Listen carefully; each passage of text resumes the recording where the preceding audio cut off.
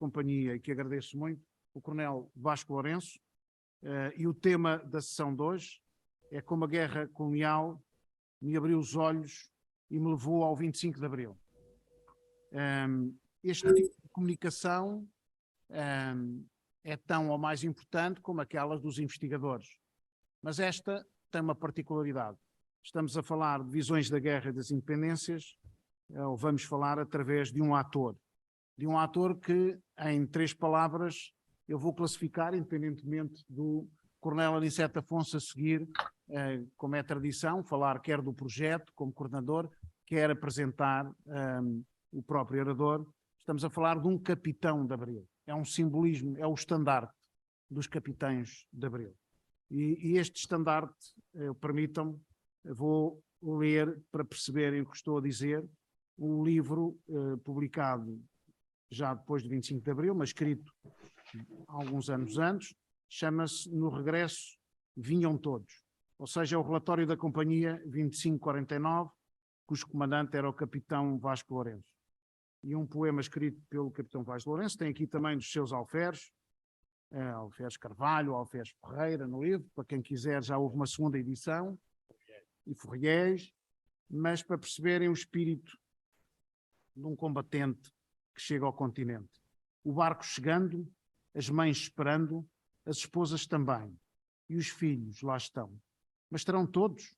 Já vejo que há faltas naqueles que esperam. Também há lá no barco, há rostos bem tristes, recordam amigos que por lá ficaram. A guerra acabou, mas foi só para eles. Há barcos partindo e as mães estão chorando. Também lá na serra e aqui na cidade, há esposas chorando e o barco chegando. Há lá no outro cais o barco partindo e os filhos coitados e o barco chegando e o barco partindo e o barco chegando e o barco partindo. Capitão Lourenço. Muito obrigado mais uma vez em nome da Comissão, meu Coronel, por ter aceito este desafio, que é muito importante para a Comissão, num projeto que vai ser agora apresentado, e a sua pessoa também, pelo Coronel Aniceto Afonso. O Coronel, a palavra é sua. Obrigado. Boa tarde a todos, aqueles que nos ouvem aqui e aqueles que nos ouvem através da internet. Cabe-me apresentar o nosso convidado de hoje. Eu tenho ao mesmo tempo uma grande facilidade em apresentar o nosso convidado de hoje, porque já nos conhecemos há muitos anos, há 62 anos exatamente, quando entramos na Academia Militar em 1960, e isso se facilita a apresentação, também dificulta, porque somos amigos desde então e serei sempre um apresentador parcial, como calculo. Bem, nós esta conferência que o Coronel Vasco Lourenço vai preencher nesta sessão está inserida no projeto que o Sr. Jornal já falou e cujo objetivo é, no fundo, recolher testemunhos de protagonistas, mas ao mesmo tempo também ouvir especialistas sobre a guerra, estudiosos, que nos possam dar depois uma visão sintética da guerra, portanto, a guerra vista por cima, digamos assim. E a junção destas experiências pessoais com estes estudos, não é? O conhecimento destes estudos que são feitos por especialistas, professores normalmente, é que constrói esta memória abrangente que nós queremos atingir com o projeto. Ora bem, nós, em princípio, o projeto destina-se a fazermos aqui 25 sessões, portanto, a ouvirmos 25 ou protagonistas ou estudiosos, dentro deste período que começou este ano e que irá até aos 50 anos do 25 de Abril, e se for possível, e se não for possível meter as 25, um pouco mais adiante, dentro do ano de 24. Portanto, nós já tivemos aqui como convidados o Major-General Pedro Pedra Correia, o Tenente-General Chito Rodrigues, o professor Luís Nuno Rodrigues, a professora Aurora Almada e Santos, o Tenente-General Miguel Júnior de Angola. Temos agora o Coronel Vasco Lourenço e vamos ter em dezembro o professor António Getel. E temos outros em carteira que depois iremos convidando, em princípio, fazendo uma sessão em cada mês. Porque, como vê, é um leque variado de opiniões e é isso que nós pretendemos, é que esse leque seja variado e possamos ter várias visões desse período tão importante na história contemporânea de Portugal e principalmente no século XX. Ora bem, mas quanto ao nosso convidado 2, para mim começou por ser o Lourenço, era como nós nos tratávamos na academia, como nos continuamos a tratar, é pelo apelido, é o Lourenço. Depois, durante muito tempo, foi o Vasco Lourenço, evidentemente, e mais tarde passou a ser o Vasco. Portanto, quando nós dizemos o Vasco, já sabemos de quem se trata.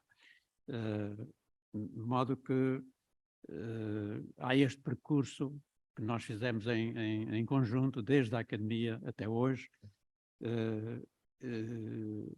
Depois, quando saímos, vou contar aqui algum desse percurso, ou antes, vou apresentar aqui alguns temas desse percurso que depois o nosso convidado apanhará aqueles que quiser e aqueles que entender, porque ele tem imensas histórias para contar e tem que escolher algumas, não é?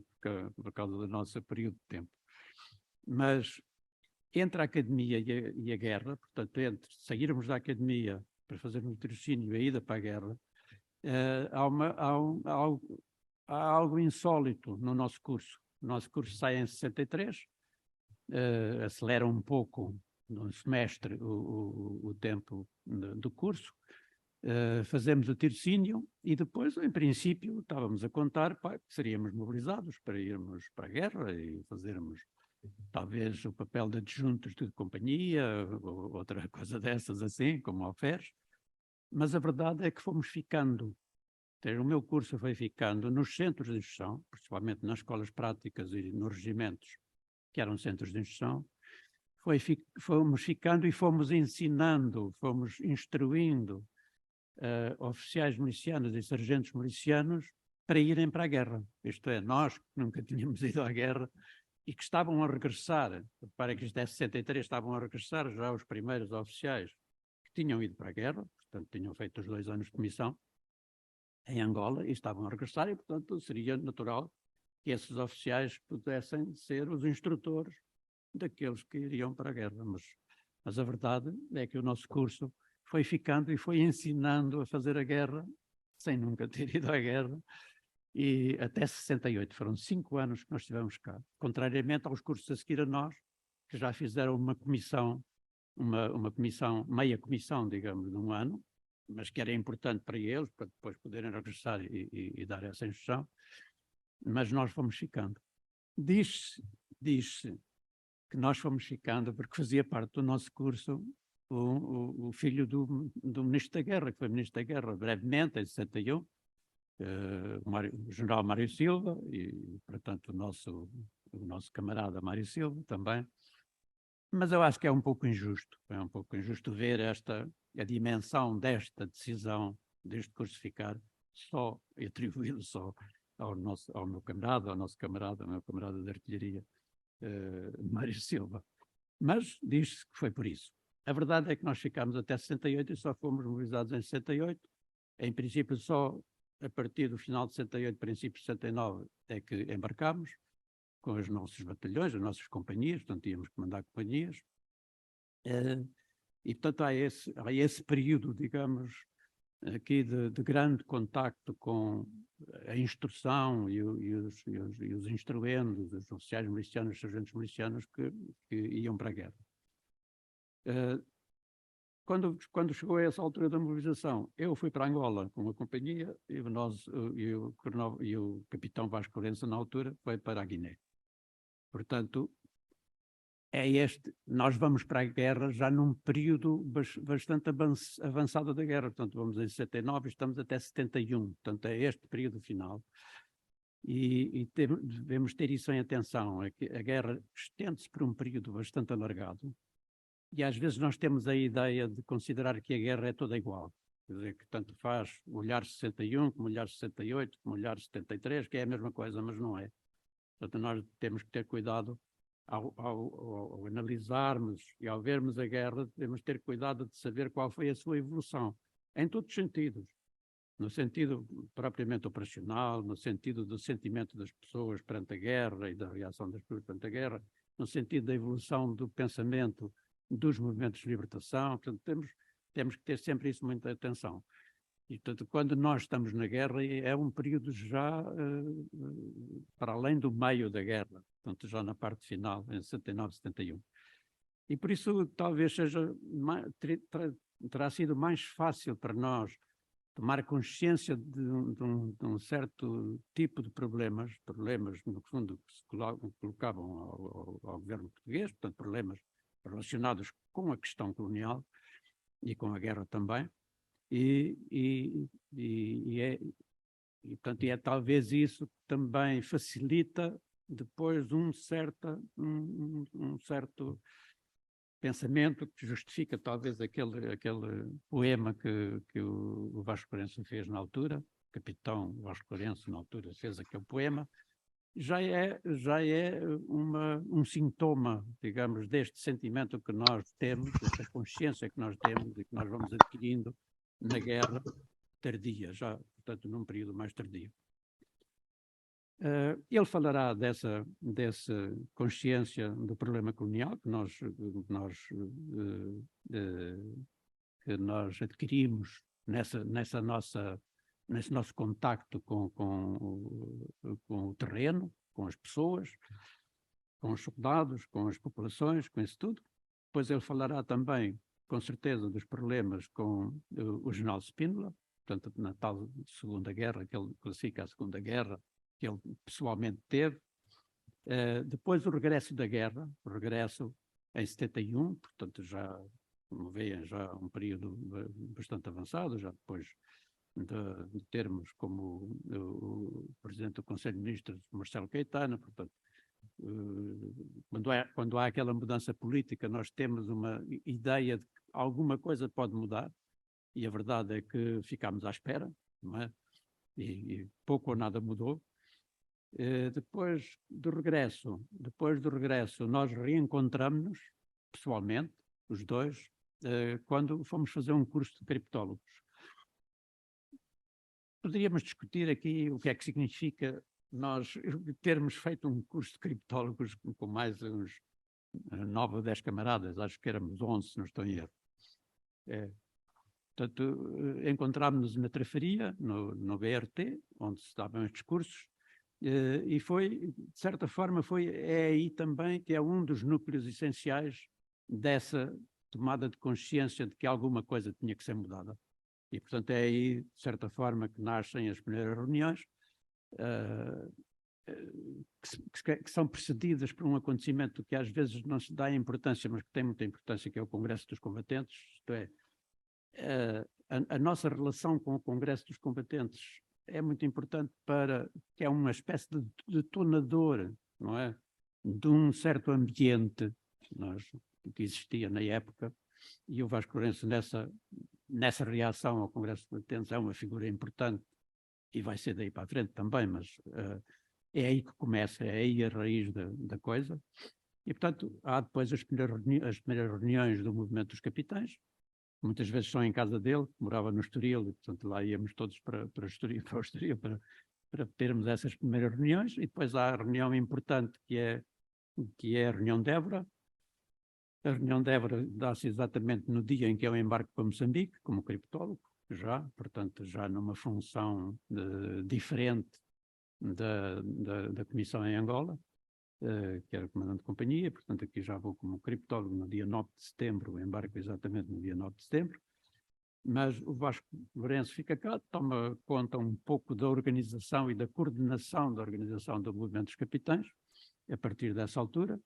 É constituída a comissão coordenadora, é constituída uma direção do movimento a que ele vai pertencer, ele, o Vítor Alves e o Hotel Saraiva de Carvalho, os três constituem a direção do movimento, e é isso que impulsiona também, são os três que impulsionam o desenvolvimento desse movimento. Portanto, há um certo percurso do movimento que ele poderá depois abordar, isto tudo na sequência daquilo que vem da guerra, do pensamento sobre a guerra, da necessidade de acabar com a guerra. No fundo, é esse problema que vai surgindo na nossa mente, é como é que acabamos com a guerra. Essa era a questão. É claro que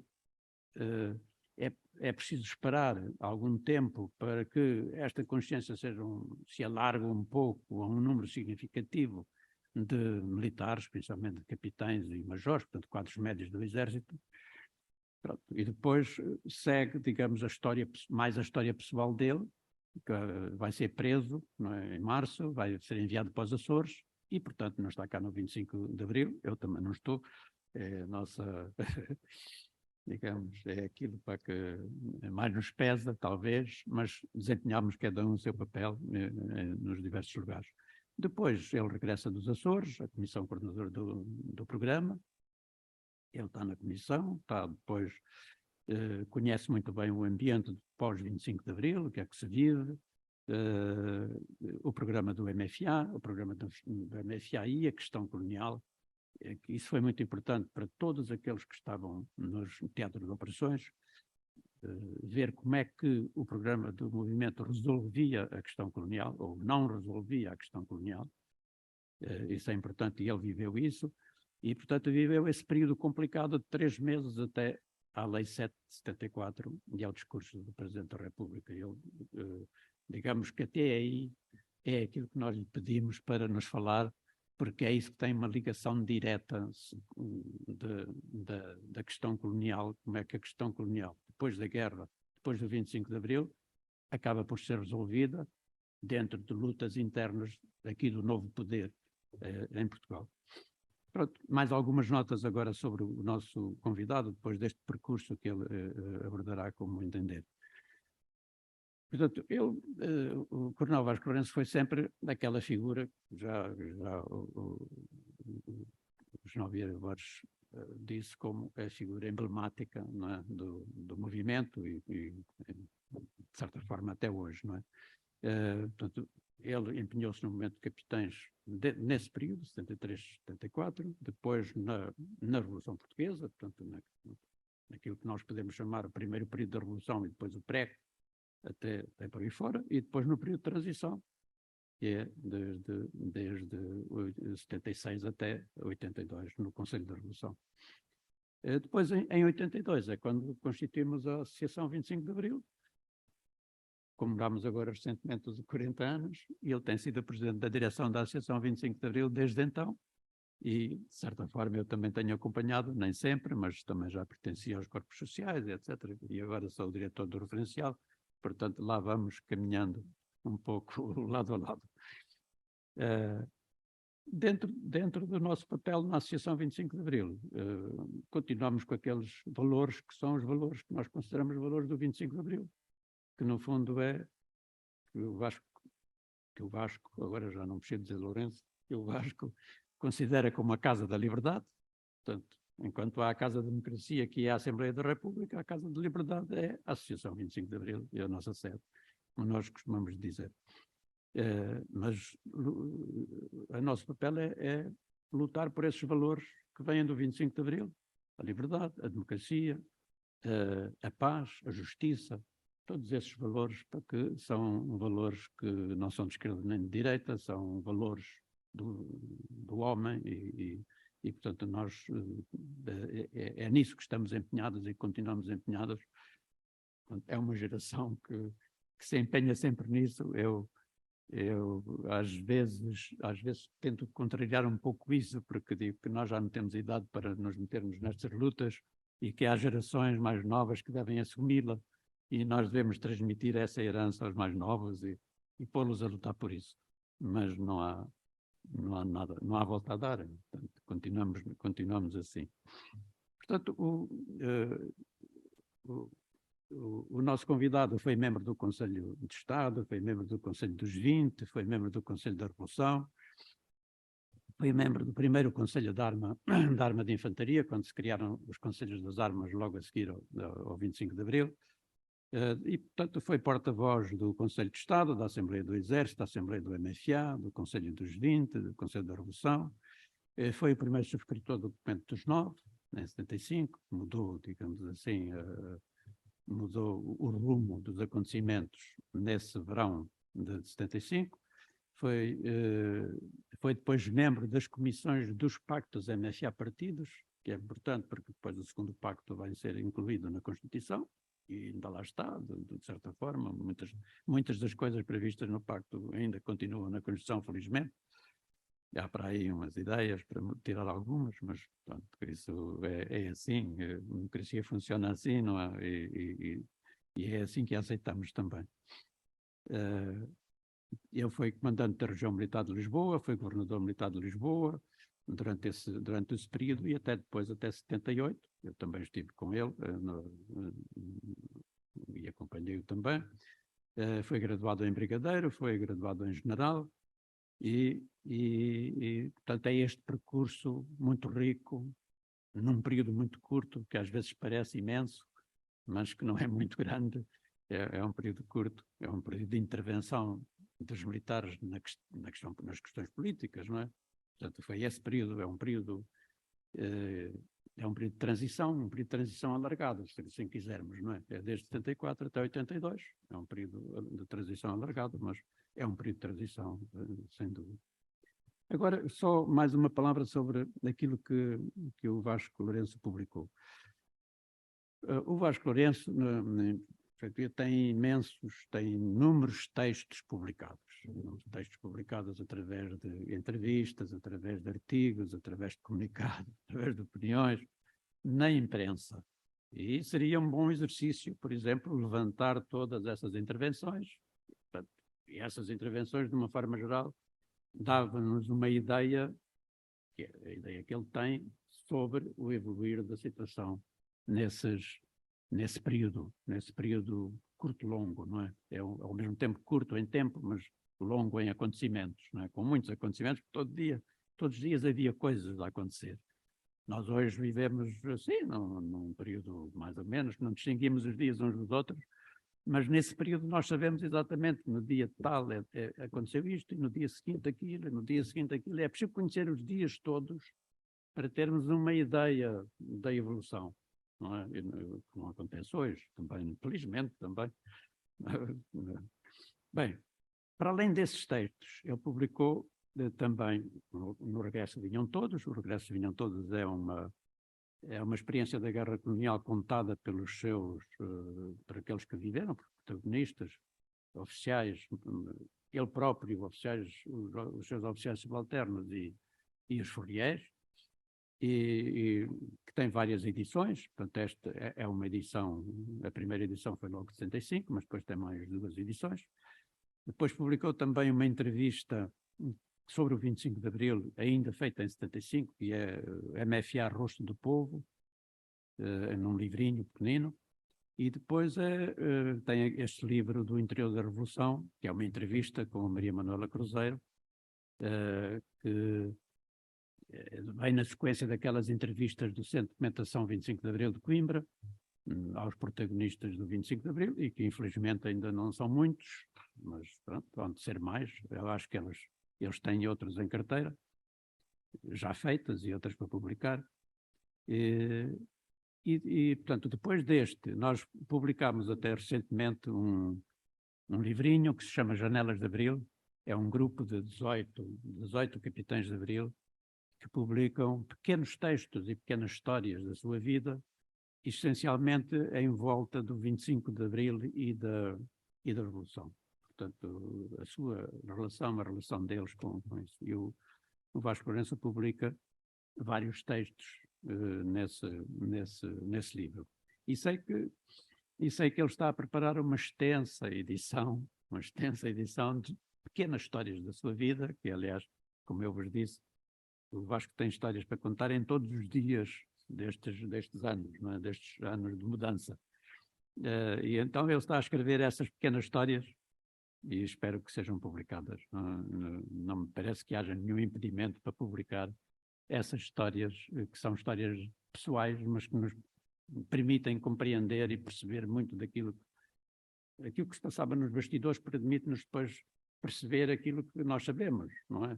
E que não percebemos porque não sabemos o que se passava por trás. Portanto, são histórias que fazem falta, não é? Pronto, só a dizer o Coronel Vasco Lourenço foi agraciado com a Gran Cruz da Ordem da Liberdade em 83 e com a Gran Cruz da Ordem do Infante Henrique em 86. Portanto, de uma forma geral, eu queria realçar que acompanhei o nosso convidado 2 ao longo destes 60 e tal anos e que esse acompanhamento é, de certa forma, um privilégio para mim ter feito esse percurso, portanto, em paralelo, embora com muito menos saliência do que o nosso convidado de hoje. Ok?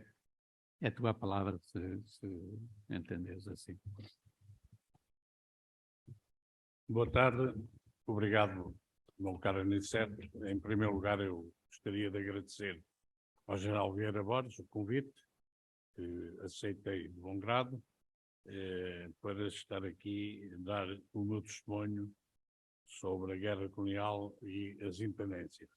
E ainda para cima, moderado por aquilo que para mim é das coisas que eu dou mais importância, é a amizade e, portanto, para o Aniceto Afonso, acima de tudo, um grande amigo de há 60 e tal anos, que tivemos a oportunidade de reforçar essa amizade já há muitos anos, e de facto é um dos meus maiores amigos. Tenho a sorte de ter alguns, mas no núcleo principal o Aniceto está e portanto não podia ser mais agradável para mim estar aqui do que estar com o Aniceto. Eu preparei um texto para vos dar, portanto, o meu testemunho, e o meu testemunho, eu costumo dizer que cada um tem a sua verdade, portanto, eu ia dizer faço esforços, não faço, porque é-me natural, não sei mentir, desde criança, que é uma coisa que não consigo, e por isso nunca entrei na política, a sério. Portanto, conto a minha verdade. É evidente que todos têm a sua verdade, todos têm a sua perspectiva dos acontecimentos e é muito natural que alguns não concordem com aquilo que eu digo. Como disse neste livro do Interior da Revolução, quando dei a entrevista à Manuela Cruzeiro, e na dedicatória que faço ao meu neto, na altura ainda não tinha 1 ano, hoje já tem 14 anos, eu conto aqui a minha verdade. Há coisas que parecem inverosímeis, mas aconteceram mesmo assim. Aconteceram mesmo assim. E na altura da publicação do livro só tive por acaso dois militares que me contestaram, e depois chamei-lhes a atenção e eles reconheceram que o que cá estava era o que se tinha passado. Podem não gostar, mas era efetivamente o que se tinha passado. Eu, em relação, portanto, ao que o Aniceto disse, seja-me permitido fazer aqui também um comentário. Primeiro, o livro No Regresso Vinham Todos é talvez o único livro sobre a guerra colonial que foi escrito durante a guerra colonial, porque este livro tem essa particularidade. As unidades, durante a guerra, todas as unidades faziam a sua história oficial, portanto, ou os batalhões ou as companhias intendentes têm, nos arquivos do Estado-Maior do Exército, têm a sua história oficial. O batalhão a que a minha companhia pertenceu também fez a sua história oficial, mas eu tive na altura a ideia, sempre desde há muito que tenho esta mania de ser idiota, de ter ideias, tive a ideia de escrevermos uma história especial. Então, convenci, não consegui convencer nenhuma praça, mas convenci os graduados a escrevermos pequenas histórias que depois, em conjunto, iriam constituir uma história. É este, No Regresso Vinham Todos. Não foi publicado ainda antes do 25 de Abril, porque a um amigo a quem eu pedi para mover disse-me: se tu publicares isto, os tipos apreendem-te. E eu digo: mas eu não bato aí contra a guerra, não critico o governo, não. Dás aqui uma visão, vocês dão uma visão da guerra totalmente diferente da visão oficial e, portanto, apreendem-te isso de certeza absoluta. Em relação ao que o Aniceto Afonso disse, eu lembro que aquela questão que tu puseste aí água na fervura, que é o que tu costumas fazer em relação àquilo que o nosso curso ficou conhecido pelos intocáveis. Porque foi mesmo por causa do Mário Silva ser filho do Ministro da Defesa que nós fomos mobilizados 3 anos, talvez 3 anos depois do que devíamos ter sido. Mas eles decretaram que o nosso curso, foi o primeiro, só seria mobilizado em capitão e, portanto, tínhamos que ser promovidos a capitão e depois, para atrasarem isso, atrasaram-nos a promoção a capitão. Nós fomos promovidos em relação aos outros cursos uns 6 ou 7 meses depois do que devíamos ter sido, de tal maneira que o curso a seguir ao nosso, que é o único que também vai só como capitão, é promovido 4, 5 meses depois de nós termos sido promovidos a capitão. O intervalo era 1 ano e eles são logo promovidos. No meu caso pessoal, aconteceu ainda outra coisa que me atrasou mais a ida à guerra. Eu tive um acidente de viação que foi considerado em serviço, mas como deu origem a um auto de corpo de delito, congelou-me a promoção e eu não fui promovido a capitão e, portanto, atrasou-me a mobilização. Quando o processo é arquivado e portanto, eu não fico com responsabilidades. Eu sou promovido a capitão, recupero a minha antiguidade normal, mas como, entretanto, o curso a seguir ao nosso já tinha sido promovido a capitão e estava na escala de promoção, e eles eram mais modernos, eu tive que esperar que eles fossem todos mobilizados para eu ser mobilizado. Portanto, atrasei a minha mobilização ainda mais 1 ano em relação a vocês. E, portanto, só vou para a Guiné em julho de 1969. Bom, na Tarafaria, referi-se à Tarafaria, o curso de criptólogo, de facto teve interesse, teve importância, e o quartel do BRT na Tarafaria funcionou claramente como quartel-general da conspiração. Foi aí que foram feitos todos os documentos clandestinos que nós fizemos. Enfim, há histórias que não vou contar aqui, porque senão não acabava e não entrava no que me levou a vir aqui. Histórias bastante interessantes, mas aquele quartel foi efetivamente aí que foram feitos. Era o meu cabo escriturário, que encontrei aqui há tempo, hoje um advogado distinto ali na zona de Grândola, e me apareceu lá numa exposição. Era você que me passava assistência, porque não havia fotocópias nem nada, passávamos assistência e depois tirávamos as cópias que distribuíamos pelos camaradas todos, distribuíamos mesmo aos que não estavam envolvidos, dizendo: eu recebi isto pelo correio, pegue lá, tal. Bom, mas eu preparei, portanto, a minha verdade e a minha história estão, em certa medida, contadas já nestes 2 livros que foram referidos, também o outro, o MFA Rosto do Povo, a da Guerra Colonial no Regresso Vinham Todos, quer a guerra, porque este livro do interior da Revolução trata fundamentalmente da guerra e do 25 de Abril, até à aprovação da Constituição. Eu tinha preparado aqui, portanto, um texto que vos vou ler, como a guerra colonial me abriu os olhos e me levou ao 25 de Abril. Eu parti como capitão com 27 anos acabados de fazer para a guerra, em julho de 1969, para a Guiné, comandando uma companhia de caçadores.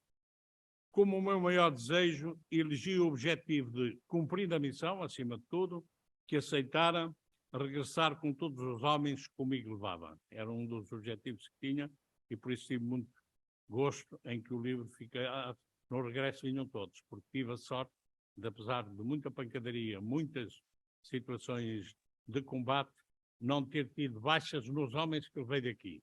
Tive baixas em milícias,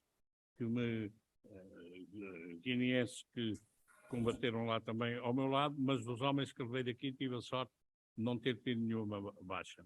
Foram evacuados alguns por doença, enfim.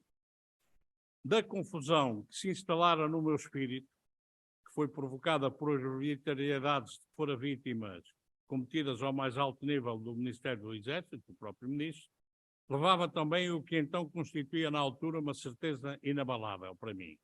Regressado, abandonaria as Forças Armadas, nem que para isso fosse necessário desertar. Eu decidi ir à guerra porque não admitia a hipótese de alguém pensar que eu não ia à guerra porque tinha medo de ir à guerra. Então decidi ir lá, demonstrar que era capaz de vencer o medo, mas depois, quando chegasse cá, a minha ideia era sair da vida militar.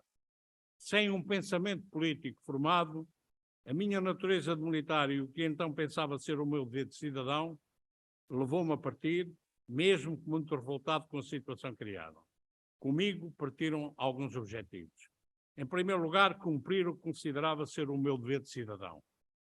Em segundo lugar, demonstrar a mim próprio, mas também aos outros, que seria capaz de me portar bem, entre aspas, em situações de extremas dificuldades, em que certamente a guerra me colocaria, nomeadamente as situações de combate.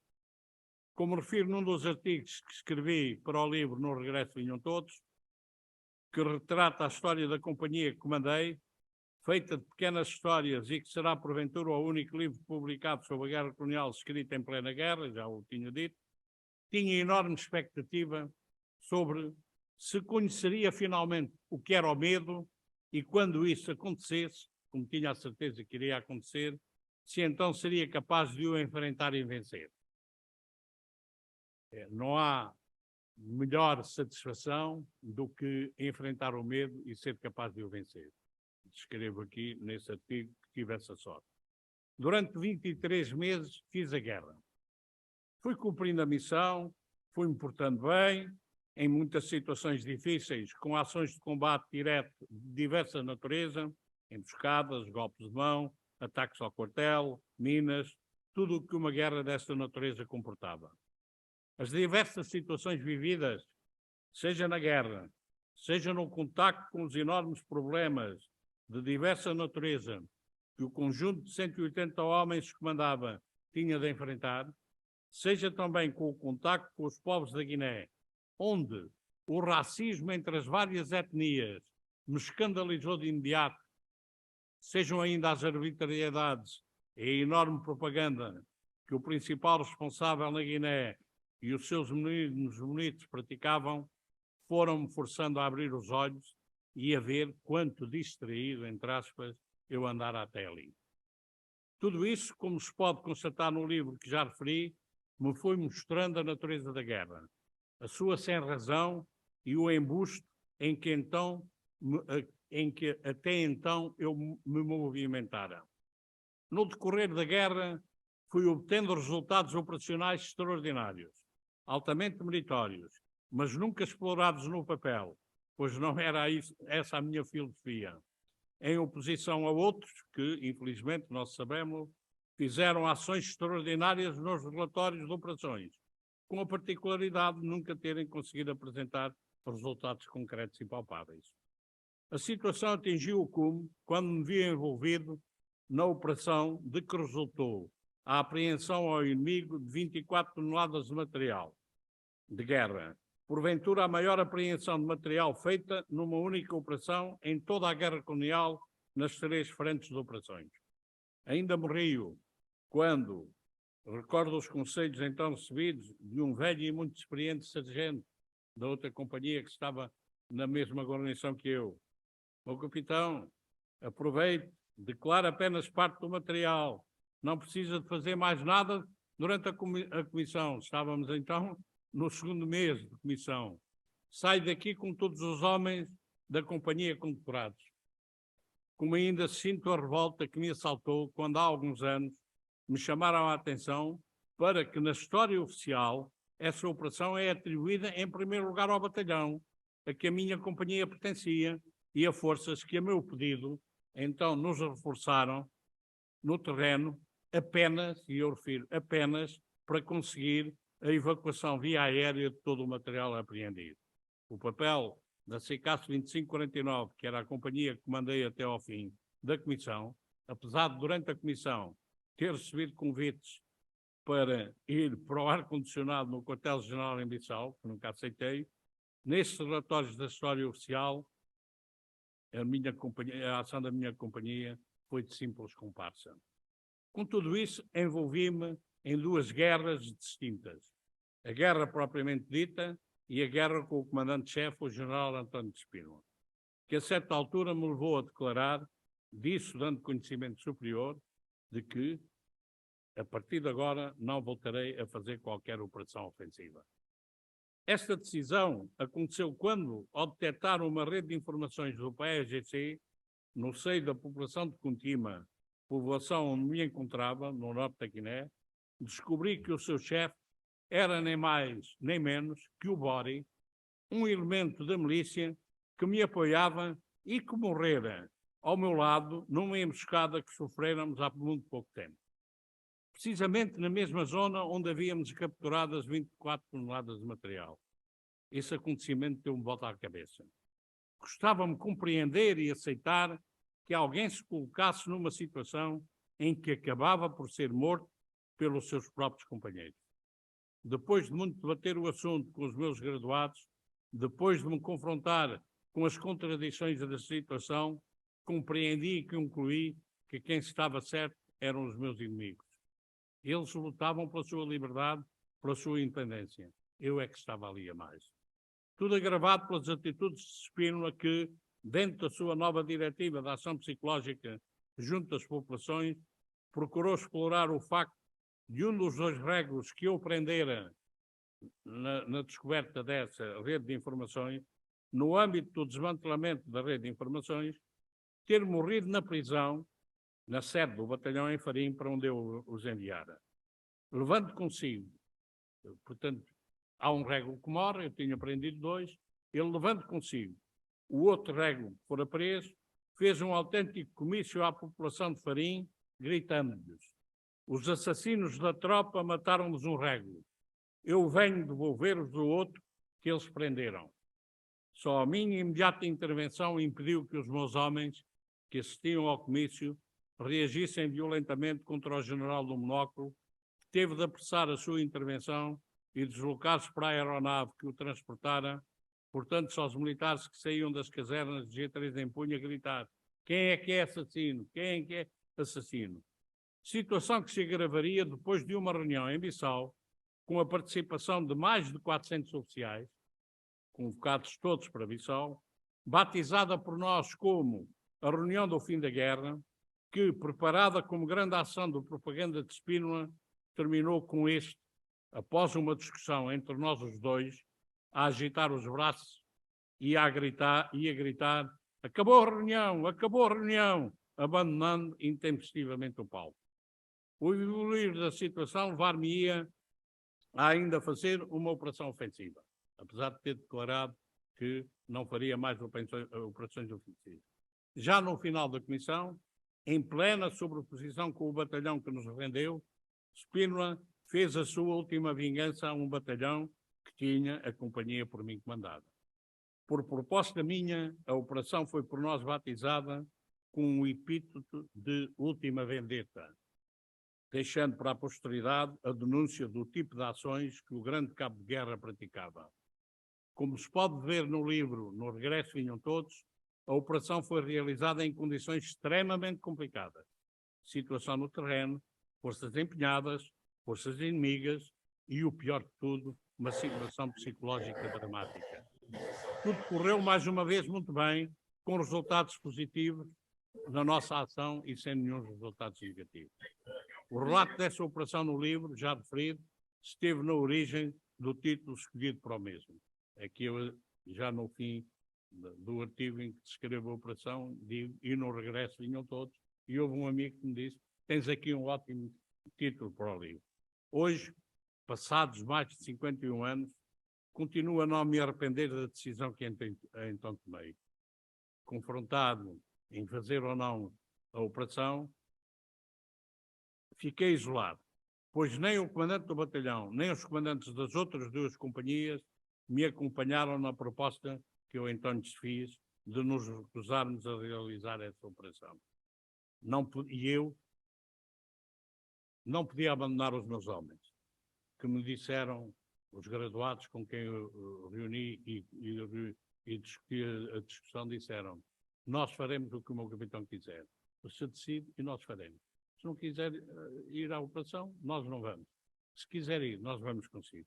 E eu considerei que não os devia abandonar, nem colocá-los numa ação futura que os impedisse de terminarem a guerra, regressar a Portugal e passarem a ser cidadãos de corpo inteiro no seu próprio país. Como resultado de tudo o que se passou entre mim e o comandante-chefe, quando terminei a comissão e em Bissau aguardava o regresso, recusei o seu convite para jantar no Palácio do Governador, juntamente com o capitão Luís Sobral, que era o comandante da outra companhia do batalhão e que estava também. Como disse então ao ajudante de campo do general Spina, o Tomás, Lourenço Tomás, disse-lhe, perguntei-lhe se o jantar era privado ou oficial, ele disse-me que era privado, não era nada oficial. Eu disse, se fosse oficial, eu levaria-me a guia de marcha, tu colocavas lá abonado de terceira refeição, regressa à anterior situação e ia ao jantar. Jantares de privados só com amigos. Quando diz ao general que eu não vou jantar com ele. E não fui. Mal sabia eu que, passados 2 anos e meio, estaria a contactar Spínola, a quem cheguei com o apoio do Carlos Fabião, para lhe denunciar o golpe de extrema-direita que o Cousa da Riaga e alguns comparsas estavam a preparar. Foi em dezembro de 73 que denunciámos a Cousada. E que, passado menos de meio ano, estaria a tê-lo como Presidente da República do Portugal de Abril. A história das nossas relações a partir daí, onde desempenhei o papel da sua besta negra, forçando à sua resignação, é outra história que não cabe aqui estarmos a tratar. Eu regressei da Guiné, da guerra, com 3 sentimentos algo contraditórios. Em primeiro lugar, satisfeito. Satisfeito comigo próprio. Porquê? Porque me sentia realizado face à forma como enfrentei as dificuldades e aos resultados que tinha obtido. Não podia considerar mais satisfeito face à forma como reagi, como fui capaz de comandar a companhia e depois com a sorte que tive e os resultados que obtivemos. Mas, por outro lado, vinha angustiado e revoltado. E porquê? Porque, ao abrir os olhos, descobri que, como militar, estava a ser explorado, utilizado pelo poder para fazer uma guerra injusta que servia também para suportar um regime iníquo e ilegítimo. E depois, o terceiro sentimento.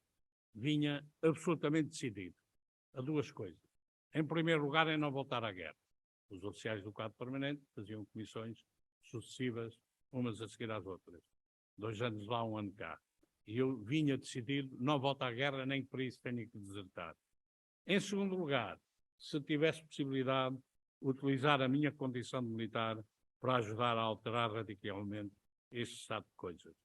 Como diria mais tarde, no dia 25 de abril, madrugada, a afirmar o Salgueiro Maia, a acabar com o estado a que isto chegou. Regressado, preparava a minha saída do Exército, fiz o curso de criptólogo, que me dava mais um espaço para não ir à guerra, e de agente de seguros, quando surge o Congresso dos Combatentes. De imediato me envolvi na contestação ao mesmo. Durou menos de 1 ano a viagem até ao 25 de abril. Os decretos-lei 353-73, 409-73, Alcáçovas, todas as reuniões do Movimento dos Capitães. Ao longo da vida, tenho vivido algumas situações únicas. E podem chamar-lhe vaidade, mas eu acho que tenho algum orgulho e muita honra em ter algumas situações que vivi que são únicas. A que mais me honra e me orgulha, porque não assumi-lo, é a de ser o único dos Capitães de Abril que, sendo fundador do Movimento dos Capitães, pertenceu a todas as estruturas superiores ao longo da sua existência. Nas suas várias designações, sejam comissões coordenadoras, Conselho de Estado, Conselho dos 20, Conselho da Revolução, seja a direção do movimento, etc. Acrescido do facto de, durante 1 ano e 7 meses, dos 2 anos e meio em que um capitão graduado em general comandei a região militar de Lisboa, ter sido o único que, como governador militar de Lisboa, na altura, o único que acumulou o comando de uma região militar com o cargo de Conselheiro da Revolução. Tinha havido até julho de 76 outros, nomeadamente o Xarais, o Pedará Correia e o Pires Veloso, que tinham acumulado, mas a partir de agosto de 76 eu passei a ser o único, tendo o poder na altura sido obrigado a criar uma lei especial que só vigorou enquanto eu fui governador militar de Lisboa. Que era o único, portanto, que era comandante de uma região militar e conselheiro da Revolução ao mesmo tempo. Enfim, olho para trás e tenho alguma satisfação comigo próprio, e ensinaram-me uma vez, chamaram-me a atenção uma vez, de que o pior inimigo do homem é ele próprio. E eu confesso que quando olho para o espelho, sinto-me satisfeito porque não tenho vergonha daquilo que vejo refletido no espelho. Penso que tenho conseguido vencer a mim próprio ao longo da minha vida. Podemos falar de muitos outros acontecimentos do processo do 25 de Abril. Farei apenas uma pequena referência às independências, dado que o assunto é guerra colonial e independências das nossas então colónias. Sendo um objetivo do MFA o reconhecimento do direito dos povos à autodeterminação e independência, não foi fácil de conseguir e seria mesmo a principal razão da enorme luta travada entre o MFA e o primeiro Presidente da República de Abril, o General António Espínola. Considerando que, dado o meu profundo envolvimento nas questões internas, então, participei menos que o que teria gostado de participar no processo de descolonização / independência, porque eu nunca uso o termo descolonização isolado. Do nosso ponto de vista, fizemos uma descolonização do ponto de vista dos colonizados, eles conquistaram a sua independência e, portanto, eu utilizo sempre, classifico sempre o processo de descolonização / independência. Envolvi-me, contudo, direta e profundamente na luta que referi pelo reconhecimento desse direito de todos os povos do mundo. Não me alongando, fica à disposição do moderador, o meu grande amigo, como eu já disse, já há muitos anos, e um capitão de Abril de todas as horas e de todos os momentos, e desde o início até hoje, é bom frisá-lo, para abordar o que entender desejável. Indico apenas alguns dos episódios que constituem uma história única em todo o mundo. História coletiva, também por isso, como epopeia coletiva, honra e enche de orgulho todos os capitães de Abril. Porque às vezes se ouvem ou leem disparates inaceitáveis, nunca é demais acentuar que cumprimos todos os compromissos assumidos. A liberdade, a paz, a democracia, o Estado de Direito e, mais importante que tudo, a devolução do poder à sociedade democraticamente eleita, democraticamente organizada. Anunciei apenas como tópicos o programa do MFA, a Constituição da Junta de Salvação Nacional, o documento em Graça António Hugo dos Santos, o discurso do Presidente da República de 27 de julho de 74, a Lei 7 de 74, as independências, o golpe de Palma Carlos, o 28 de setembro de 74, o Conselho dos 20, o 11 de março de 75, o Conselho da Revolução, a eleição da Assembleia da República, o Diretório Troika, o PREC com todos os seus vários documentos, a Cimeira de Tanques no início de setembro de 75, o 25 de novembro de 75, o Pacto MFA Partidos, a aprovação da Constituição da República, o Comando da Região Militar de Lisboa e do Governo Militar de Lisboa, o período de transição, a Associação 25 de Abril, e fico-me por aqui disponível para tentar responder às questões que me queiras colocar. Muito obrigado. Muito obrigado, Coronel. É muito importante também esta relação que todos nos apercebemos entre o Coronel Aniceto Afonso e o meu Coronel. E também gostava de lhe dar a boa notícia, julgo que já teve conhecimento. A boa notícia é que o Congresso Internacional História Militar de 2024 vai ter lugar em Lisboa, em Portugal, e vai ter lugar exatamente tendo como referência o 25 de Abril de 1974 e o papel dos militares na transferência do poder para os civis.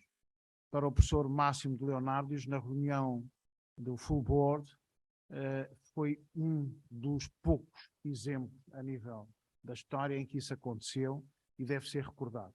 E por isso ele fez uma força enorme para que o Congresso fosse realizado em Portugal, com este tema geral, obviamente que é um Congresso internacional, para entrar em outros países, como o Brasil, a Espanha, a Grécia, todos aqueles que também tiveram intervenção dos militares na democracia, ou não, em alguns casos. Mas para ele, Leonardo Máximos, que esteve aqui na altura de 25 de Abril, ele é professor, ele é civil, é professor catedrático, como o professor Aniceto, como o coronel Aniceto Afonso conhece, é uma referência e, portanto, para nós também é motivo de orgulho no âmbito das comemorações dos 50 anos. Vai ter a chancela da Maria Inácia Rezola e também a chancela da Associação 25 de Abril, da Liga dos Combatentes e de uma série de instituições que se quiseram juntar a nós. Muito obrigado pela sua intervenção. Eu acho que... Sim, sim. Caro General, deixe-me só, eu não direi emendar, mas acrescentar um pequeno pormenor. Disse, talvez um dos poucos. Eu não conheço outro. Não conheço outro exemplo de uma intervenção dos militares que derrubaram uma ditadura que eram o suporte, de que eles eram o último suporte, derrubaram uma ditadura e transferiram o poder para a sociedade democraticamente eleita. Não conheço em todo o mundo, até hoje, um outro exemplo como foi o 25 de Abril. Por isso é que eu digo que é único na história universal. Muito obrigado. Iremos discutir certamente depois lá com os historiadores que têm outros casos. Nós já discutimos isso no Fulgor, porque ele tinha feito o levantamento, já agora, fica aqui até publicamente, aquilo é à porta fechada, com os vários professores, que o coronel Aniceto Afonso sabe, das várias nacionalidades, e eu tentei encontrar exemplos, eu não encontrei, então pus os mais próximos. E então os mais próximos desde o século XVIII. E tivemos logo ali uma grande discussão, porque cada país que estava representado achava que a sua revolução tinha este espírito. E o Máximo de Leonardo achava que não, estava na sua linha. Só o caso de Portugal. E então, conclusão, tivemos que tirar do texto todos os exemplos, só ficou o exemplo português. Portanto, ele está-lhe a dar razão ao Máximo de Leonardo. Mas está aqui. Está aqui uma questão. Já tem que usar o seu. É melhor agora assim. Uma questão ou duas. Ainda temos 15 minutos. Pronto, agradecer em primeiro lugar ao Vasco Lourenço esta lembrança da sua participação na guerra, porque, digamos, a participação do Vasco Lourenço neste período é predominantemente aquilo que é a preparação do 25 de Abril e a consequência do 25 de Abril. Isso é que foi a grande participação do Vasco Lourenço, evidentemente também a Guerra Colonial, onde todos estivemos, mas nós aqui estamos a puxar um bocadinho para a Guerra Colonial porque é o nosso objetivo, digamos assim. Mas muito gostaríamos de ouvir essas imensas histórias do pós-25 de Abril e mesmo antes, não é? Mas principalmente do pós-25 de Abril. Portanto, ficou muita coisa por dizer, evidentemente, todos nós teríamos muitas perguntas para fazer ao Vasco Lourenço, mas infelizmente não podemos fazê-las todas e esperar que ele responda. O que eu podia pedir-te era isto, como tu ocupaste sempre lugares cimeiros do poder no pós-25 de Abril, e apesar do teu interesse principal não ser a questão da descolonização e a questão dos acordos com os movimentos de libertação, a questão das conversações, tudo isso, como não era essa, apesar de tudo, a tua principal preocupação, era mais a preocupação interna, de condução do processo interno, a verdade é que ocupando esses lugares, tu tinhas uma percepção geral do que era a importância desse problema, não é? A nomeação das comissões, a discussão que se dava ao nível dos vários órgãos sobre até onde é que podíamos ir, o que é que podíamos fazer, o que é que estava em causa, quais eram as várias tendências, como é que percebíamos, a partir do poder, do novo poder, como é que se percebia a questão das independências e dos acordos com os movimentos de libertação, dar-nos uma ideia do que é que se passava nesses bastidores, não é? Ou nessas cúpulas, melhor dizendo, não é? Isso é uma das coisas que eu te pedia para te fazeres um comentário. A outra, eu baseio-me num texto, que é o último texto dos nossos textos das Janelas de Abril, desse último livro que nós publicámos, e que se chama A Guerra Colonial Já Acabou. E tu dissertas acerca disso. Era outra questão que eu gostava que trouxesses para aqui. Ora, vamos lá ver. É evidente que, como eu refiro, em todo o processo, eu envolvi muito mais na questão das lutas internas e das questões internas. Mas nunca deixei de, não só de ver de cima, nunca deixei de me envolver também em muitas questões que se levantaram à volta das independências, nomeadamente até ao 28 de setembro. E a questão é esta. E eu fiz esta afirmação em 1977. Foi a primeira vez que essa afirmação foi feita, em 1977, num colóquio organizado na altura pelo EDS, sobre a guerra colonial, e eu fiz, o 25 de Abril, e eu fiz uma afirmação que na altura deu muito brado, que foi: sem a guerra colonial não teria havido o 25 de Abril. É uma dúvida que eu não tenho, dúvidas nenhumas, é uma certeza absoluta que tenho, que há algumas que tenho. E porquê? Eu refiro na altura essencialmente duas razões. Primeiro, como aconteceu comigo, e eu referi no meu texto, a guerra colonial abriu-nos os olhos para a situação em que nós estávamos em Portugal e levou-nos a considerar que os povos tinham direito à autodeterminação e independência. E depois, não menos importante, deu-nos a nós, militares, uma capacidade, uma experiência de comando de forças que permitiu que o 25 de Abril fosse organizado, fosse planeado e fosse executado, transformando-se, também tenho, há muito tempo que defendo essa ideia, na operação militar melhor preparada, melhor executada e com melhores resultados que em toda a sua história as Forças Armadas Portuguesas alguma vez fizeram. E eu refiro, nós ainda há pouco no almoço estivemos a recordar um grande amigo comum, o Loureiro Santos, que era um grande especialista na área da história militar e dessa estratégia, e eu, talvez fosse ele a quem eu fiz esta afirmação a primeira vez. E depois fiz-la mais que uma vez. E ele dizia-me: não tens razão. Há outras, cá estamos, tal como há outras. E eu dizia ao Loureiro Santos: dá-me um exemplo, e calas-me imediatamente. Aponta-me uma operação que as Forças Armadas, em que as Forças Armadas estivessem envolvidas com melhor sucesso, melhor executado e melhor planeado do que o 25 de Abril. Só em termos militares. Eu refiro-me só ao aspecto militar. E ele pensava nisso. E acabava sempre a dizer: tens razão, não me lembro de nenhum. Não consigo encontrar mais nenhum. Portanto, esta experiência que nós ganhámos na Guerra Colonial, e nossos capitães, e portanto foram capitães e majores, essencialmente, e o movimento ficou conhecido pelo movimento dos capitães, que, ainda que tivéssemos até generais para pôr na fotografia, e tiveram a sua importância, não deixaram de ter a sua importância, o Costa Gomes e o Spínola não deixaram de ter a sua importância, mas foi feito essencialmente por quadros intermédios, capitães e majores, e fizemos, fomos capazes de o fazer. A conspiração não foi fácil, porque tínhamos a PIDE e a hierarquia militar em cima de nós. Mas nós assumimos sempre tivemos a capacidade de, na primeira grande reunião que fizemos, em 9 de setembro, em Alcáçovas,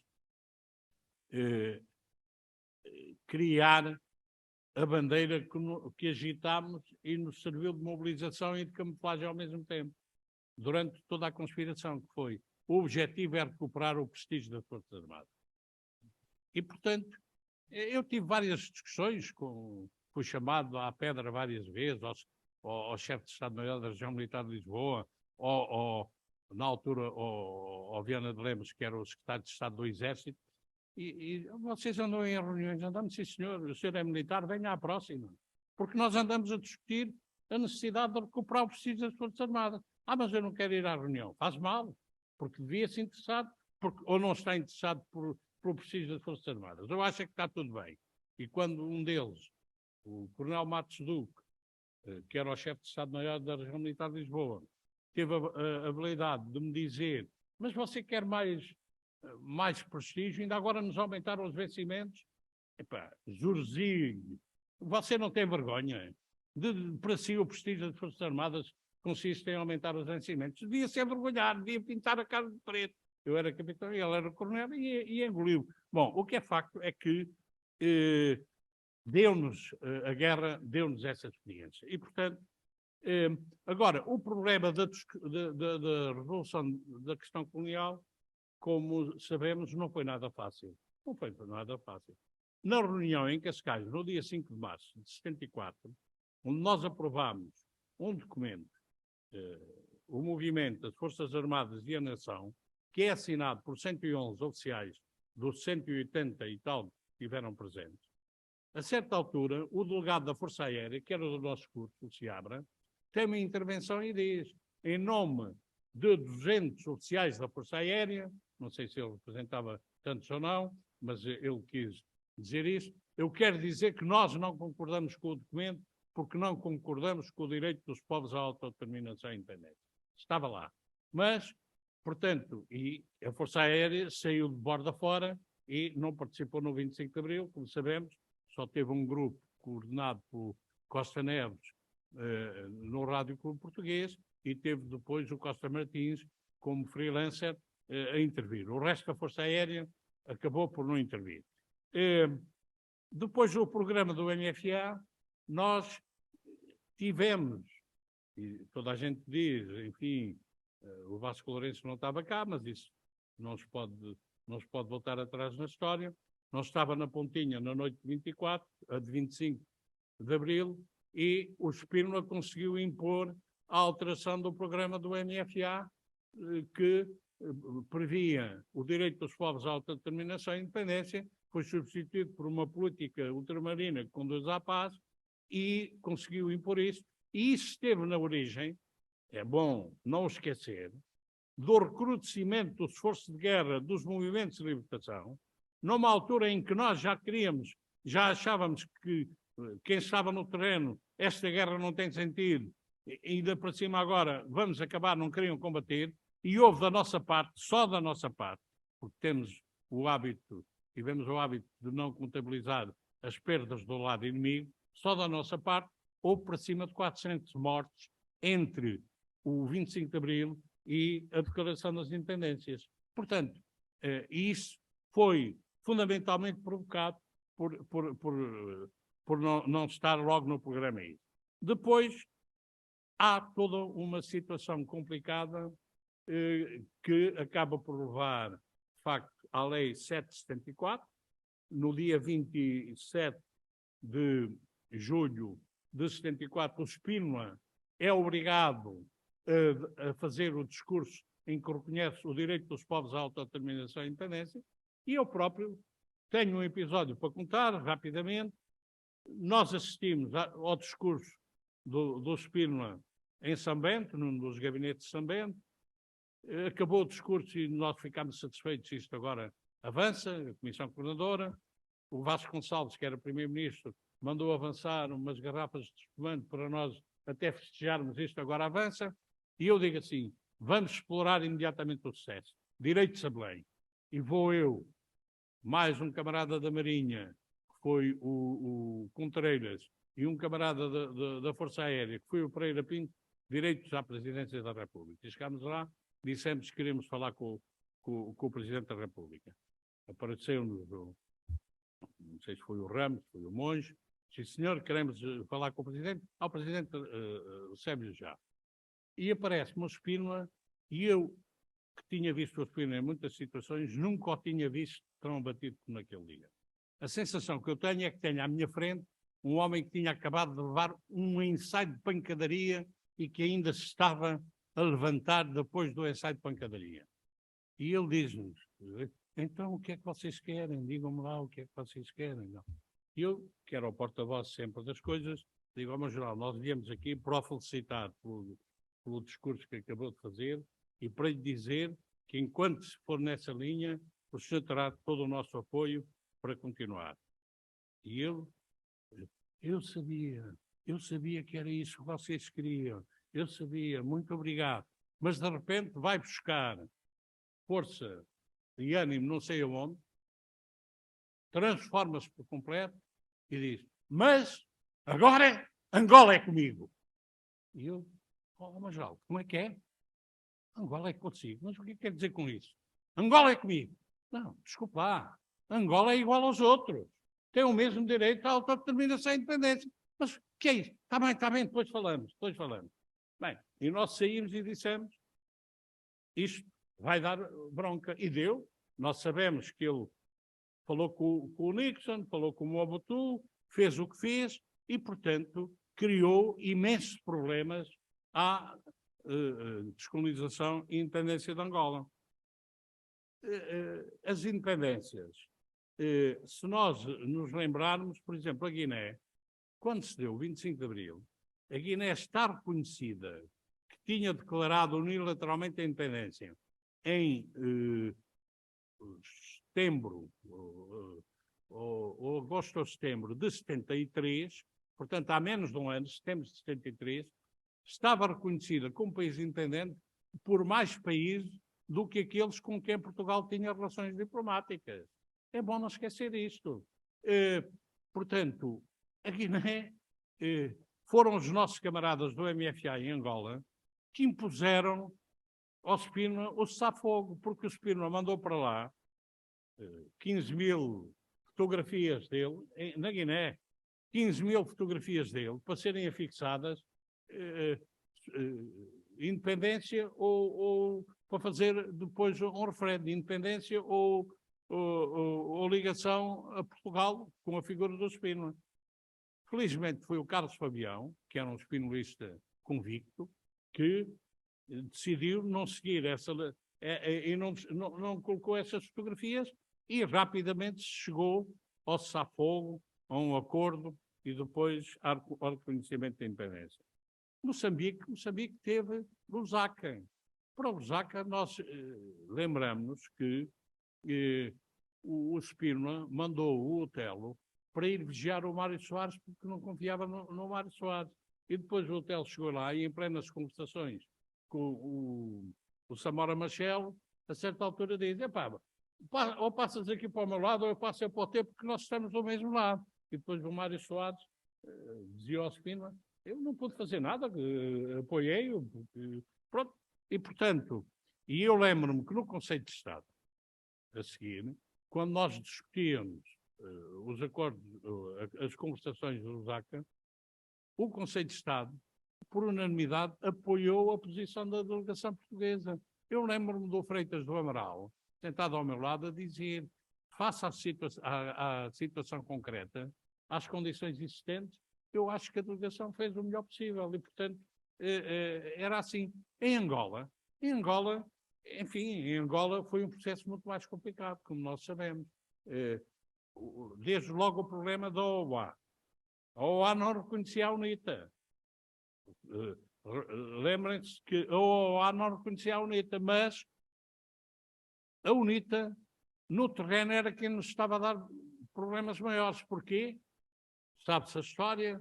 A UNITA tinha feito um acordo com Portugal e por isso é que a OA a não reconhecia, para dar pancadaria no MPLA, simplesmente uns meses antes do 25 de Abril, talvez um ano antes, o comandante operacional, o comandante do setor leste tinha sido alterado, tinha sido mudado.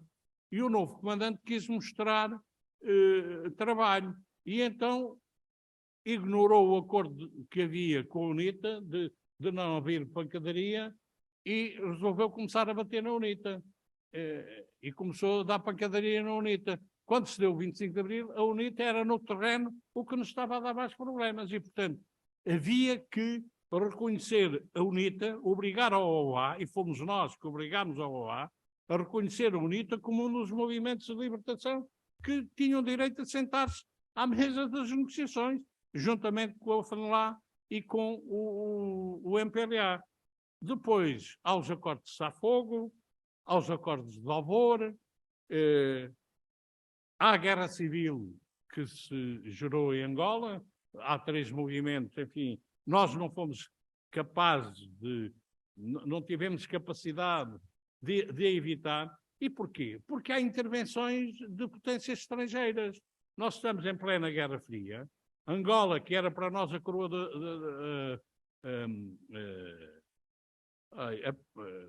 como é que é o termo? A joia da coroa, obrigado, que era para nós a joia da coroa, era também para eles a joia deles, e, portanto, há ali uma disputa grande. Os Estados Unidos apoiam a FNLA, a China apoia a UNITA e a FNLA, nunca se sabe muito bem, a África do Sul apoia a UNITA e a União Soviética, principalmente através de Cuba, apoia o MPLA. E, portanto, são potências estrangeiras que começam e nós tivemos que nos haver com tudo isso. E acabou por haver um problema grave, que foi a questão do reconhecimento da independência de Angola. Eu lembro perfeitamente que nas vésperas, portanto, a independência foi no dia 11. No dia 10, estava para sair e acabaram por criar problemas aos aviões e nós, infelizmente, não tivemos uma delegação ida daqui representando o governo português, o Estado português, na declaração de independência de Angola, no dia 11, porque o avião avariou, enfim, ou avariou, fizeram-no avariar.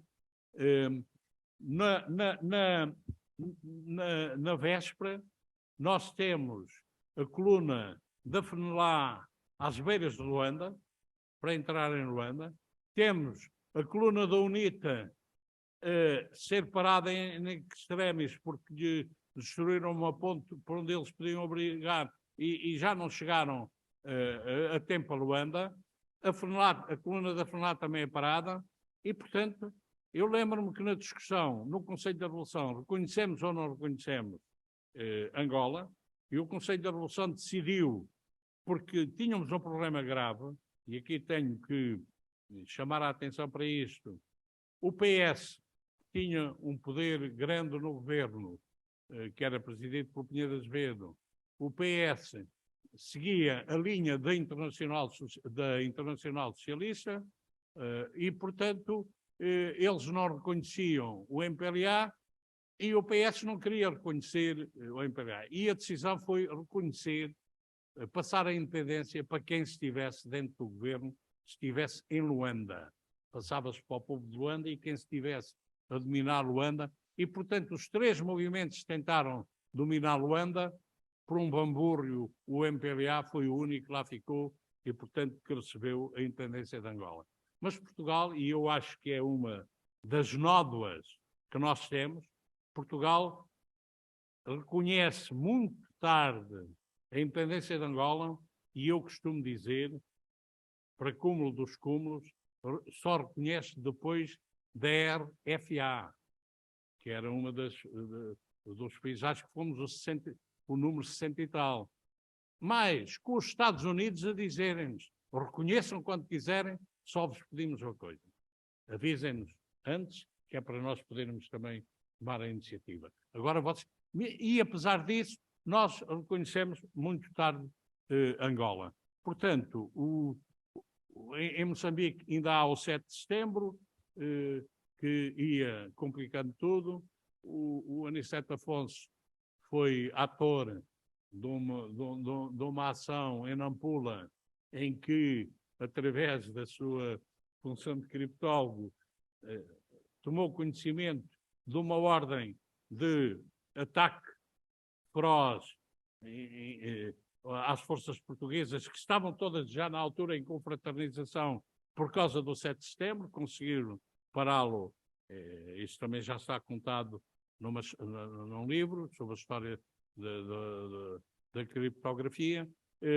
De facto, foi muito complicado, mas, apesar de tudo, conseguimos manter relações razoáveis enfim, com percalços com os nossos países independentes.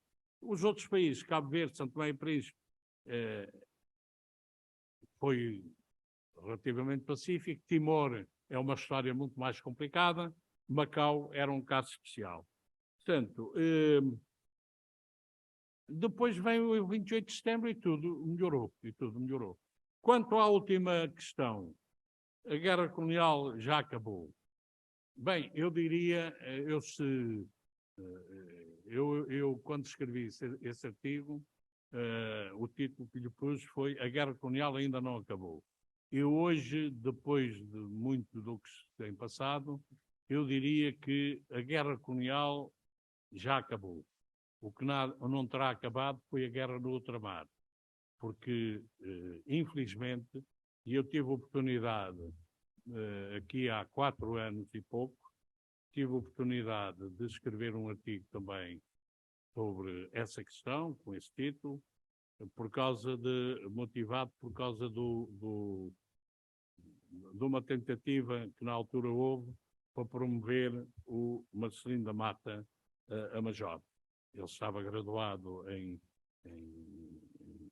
major ou em tenente-coronel, mas tinha sido promovido por distinção a capitão e queriam-no promover a major, provavelmente para graduar em general ou não sei o quê, porque isso, enfim, depois de terem promovido a general o Jaime Neves e o Pires Raposo, tudo é possível neste país. Mas, portanto, o que é facto é que, para muitos, não continuam a olhar como se a guerra ainda continuasse.